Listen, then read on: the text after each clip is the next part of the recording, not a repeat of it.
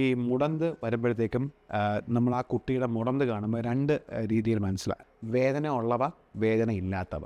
വേദനയുള്ള മുടന്ത് എപ്പോഴും നേരത്തെ തന്നെ തീർച്ചയായിട്ടും കുട്ടി തന്നെ അതിനെപ്പറ്റിയുള്ള ബുദ്ധിമുട്ട് പറയും, അല്ലെങ്കിൽ നമുക്ക് ഹോസ്പിറ്റലിൽ പോവും. അതിന് പെയിൻഫുൾ ലിംബ്, പെയിൻലെസ് ലിംബ് എന്ന് പറയും. ഈ പെയിൻഫുൾ ലിംബ് എന്ന് പറയുമ്പോഴത്തേക്കും ഒന്നെങ്കിൽ എന്തെങ്കിലും ജോയിൻറ്റിലെ നീർക്കെട്ട് കൊണ്ട് വരാം, അല്ലെ ജോയിൻറ്റുകൾ, ഹിപ്പ് അല്ലെങ്കിൽ മുട്ടിലെ സ്ട്രക്ചറൽ ഡാമേജ് കൊണ്ട് വരാം. അത് വളരെ നേരത്തെ കണ്ടുപിടിക്കും. അതിന് കുറച്ചധികം കാരണങ്ങളുണ്ട്. അത് എന്ത് കാരണമാണ് എന്ന് അനുസരിച്ച് അതിന് ചികിത്സിക്കാൻ സാധിക്കും. രണ്ടെന്നുള്ളത് വേദനയില്ലാത്ത മുടന്ത്, പെയിൻലെസ് ലിംബ് എന്ന് പറയും.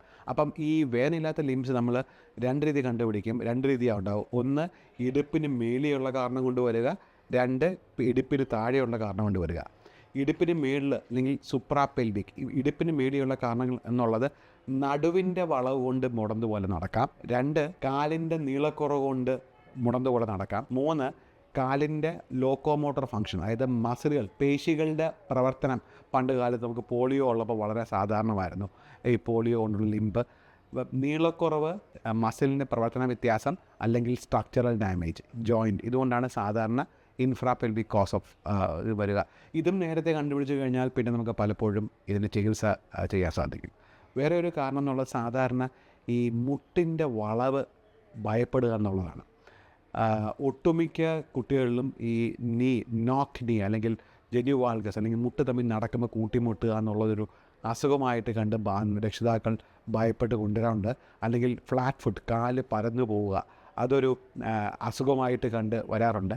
ഇതിൽ നമ്മൾ അറിയേണ്ട ഒരു കാരണം, ഒരു വസ്തുത എന്നുള്ളത്, ഒരു കുട്ടി ജനിക്കുമ്പം ആ കുട്ടിയുടെ മുട്ടിൻ്റെ ഷേപ്പ് റാ പോലെ ഇരിക്കുന്ന വാരസ്, ആ ഒരു ജന്മനാ ഉള്ള റാ പോലെ വളവ് ഒരു 1.5-2 വയസ്സാകുമ്പോഴത്തേക്കും ആ കാല് നിവരും, നിവർന്ന് വരും.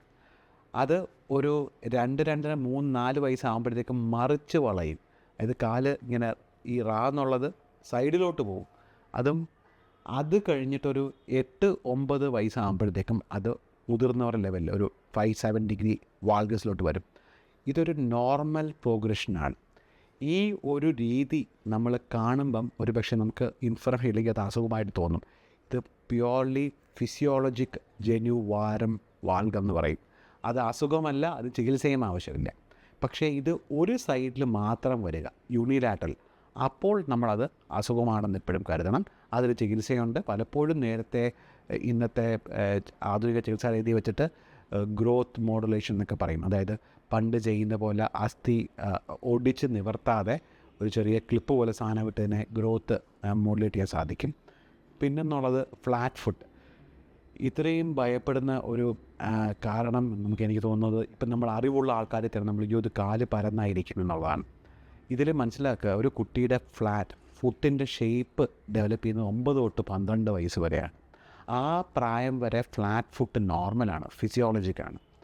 അപ്പം ഇത് കൊണ്ട് നമ്മൾ ഇത് പിന്നെ ഒരു വളരെയധികം കുട്ടികളിൽ ഫിസിയോളജിക് ഫ്ലാറ്റ് ഫുട്ട് കാണും. അതായത് ഫുട്ട് ഫ്ലാറ്റാണ്. നമ്മൾ ആ കുട്ടിയുടെ രക്ഷിതാവിനെ നോക്കിക്കഴിഞ്ഞാൽ അവരുടെ ഫുട്ട് ഫ്ലാറ്റ് ആയിരിക്കാം. അവർക്ക് ഒരു ബുദ്ധിമുട്ടും കാണത്തില്ല. പക്ഷേ കുട്ടിയുടെ കാണുമ്പോൾ അവർക്ക് പേടിയാണ്, അയ്യോ എൻ്റെ കാല് പോലെ പരന്നു പോകുമോ. ഫ്ലാറ്റ് ഫുട്ട് ഫിസിയോളജിക്കാണ്. അതുകൊണ്ട് നമുക്ക് ഓടാം, ചാടാം.